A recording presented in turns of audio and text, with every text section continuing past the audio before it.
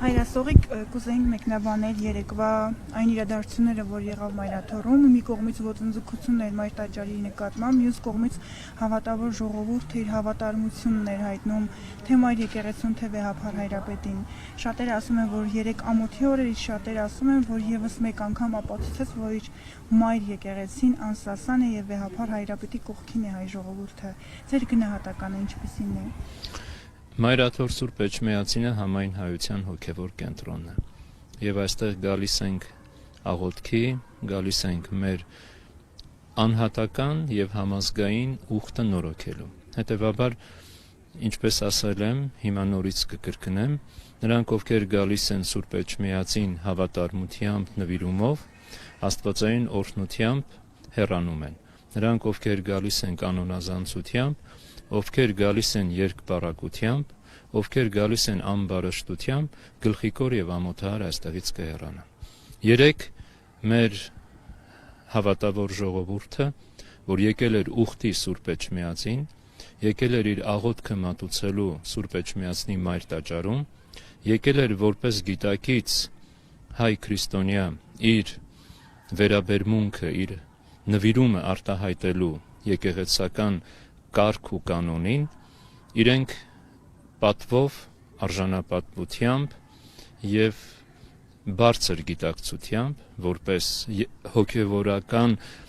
հոգևոր կյանքի մեջ եղող անձ, որպես հավատացյալ, որպես նաեւ հայրենի երկրի քաղաքացի, իրենց վերաբերմունքը արտահայտեցին։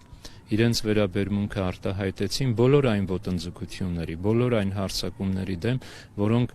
գիտակցորեն կամ անգիտակցորեն այսօր մեր իրականության մեջ տեսնում ենք եւ որի համար մենք ցավ ենք ապրում։ Բնականաբար այլ կերպ լինել չի կարող, որովհետեւ աշխարհասփյուր հայությունը ունի ինքնագիտակցություն, աշխարհասփյուր հայությունը ինչպես դարեր շարունակ, այսօր էլ եւ հավիտյանս հաստատ եւ կապված է մնալու Սուրբ Գրիգոր Լուսավորչիաչին եւ Մայրաթոռ Սուրբ Էջմիածնին։ Մեր առջեւ այսօր անձային խնդիրներ չեն։ Այսօր խնդիրը եկեղեցու ինքնիշխանության, եկեղեցու կարգավորության, պահպանության հարցն է։ Եկեղեցին դարեր շարունակ փորձությունների միջով է անցել, բնականաբար անցնում է այսօր եւ անցնելու է վաղը, բայց միշտ որոշ է եւ հստակ է, եկեղեցին այդ փորձությունների մեջ չի ընկրկում, եկեղեցին այդ փորձություններից չի սասանվում։ Ընդհակառակը, ինչպես Սուրբ Ավետարանն է վկայում, եկեղեցին այդ փորձությունների մեջ ել առավել զորացած դուրս է գալիս։ Եվ ամենակարևորը այս իրականության մեջ եկեղեցին միշտ գործել է հանուն պետության, հանուն պետականության, հանուն հայրենիքի պաշտպանության ու անվտանգության։ Որևէ ժամանակաշրջանում, պատմական որևէ շրջափուլում որևիցե մեկը չի կարող մատնանշել այնպիսի մի գործողություն, որ եկեղեցին, ազգային եկեղեցին թույլ է տվել իր պետության, իր պետականության հանդեպ։ Ընդհակառակը, պետության բացակայության ժամանակ եկեղեցին որպես պետականությունը կրող ազգային ինստիտուտ, հաստատություն, պետության ֆունկցիան իրականացրել է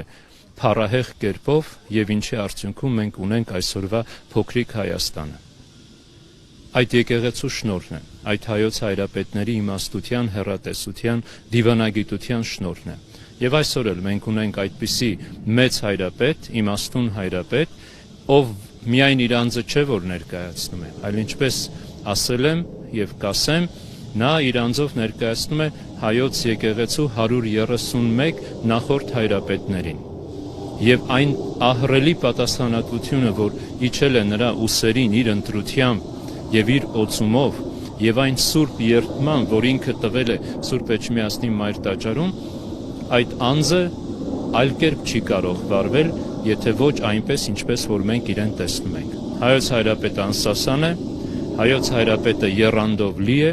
հայոց հայրապետը հանձնառու է ցկյանս իրականացնելու իրեն վստահված, իրեն շնորհված այդ աստվածային առաքելությունը։ Հայրասողիկ իսկ ինչպես կգնահատեք եպիսկոպոսների եւ քահանաների երեկվա քայլերը, պահվածքը, մասնավորապես իրենք իրավապահ համակարգի ուղեկցությամբ երեք եկան Մայր տաճար, արդյոք իրենց առջև դռները փակեր, որ պետք էր իրավապահ համակարգը, ազգային անվտանգության ծառայությունը, օպերատիվ բլոկը իրենց համար ճանապարհ հարթեր, որպեսզի իրենք գային, թեկուզ վեհափառ Հայրապետի հրաժարականի պահանջով նամակ փոխանցեին։ Եվ ընդհանրապես իրենց այդ նամակի բովանդակության վերաբերյալ, որ պահանջեցին վեհափառ հրաժարականը, նաև նշեցին, որ հաջորդը իրենք են գալու այստեղ միասին պատարակ անցկացնելու ժամերգություն։ Մենք երեք բոլորս ականջալուր եղանք վեհափառ Հայրապետի իմաստուն պատգամին եւ վեհափառ Հայրապետը որպես հայր, որպես հայրապետ խոսք ուղեց նաև այդ կանոնազանց սրբազաններին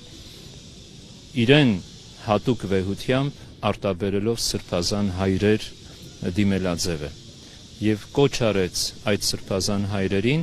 վերադառնալու կանոնական դաշտ եւ եթե ունեն որևէ խնդիր, որևէ բողոք, որևէ անհանգստություն, իրենք շատ լավ գիտեն եկեղեցու ժողովական կառույցներն ու հնարավորությունները այդ հարթակներում ներկայացնել։ Եվ եթե իրենք խնդիրներ ունեին, կարող էին ներկայացնել անցնող 26 տարիների ընթացքին։ Ես չեմ ուզում մեկնաբանել որևէ մեկի գործողությունն ու որևէ մեկի անձը, ընդամենը կարձանագրեմ մեր հավատավոր ժողովրդի վերաբերմունքը եւ կեցվածքը։ Այդ ամեն ինչ հստակ ասած, ով է եւ ով ինչու էր եկել Մայրաթոր Սուրբ Էջմիածին։ Եվ միայն մի բան կարող եմ հավելել, սա իմ անձի կողմից, նա որ ճաշակել է Սուրբ Էջմիածնի հացը, նա որ խմել է Սուրբ Էջմիածնի ջուրը, նա ով կայացել է որպես գիտակից անձ Սուրբ Էջմիածնում, անցնելով հոգևոր ճեմարանի այդ դպրոցով, նա ով կայացել է որպես եկեղեցական, վեհափառ Հայրապետից իջնող շնորհով ձեռնադրվելով եւ օծվելով, նա չի կարող հայտնվել այն հանգամանքի մեջ, այն վիճակում, որ այսօր հայտնվել են ձեր հիշատակած անձնավորությունները։ Մենք որպես եկեղեցական, անսալով մեր Հայրապետի հորդորին եւ կոչին, մեր ամենօրյա աղոթքների մեջ հիշում ենք եկեղեցու ուղեցրից դուրս եկած բոլոր անձանց, որպեսզի նրանք անդրադառնան, գիտակցեն եւ զղջումով ու ապաշխարությամբ վերադառնան։ Իսկ եթե չպետք է վերադառնան, ուրեմն այն ինչ որ կվճռվի արդար է եւ շիտակ։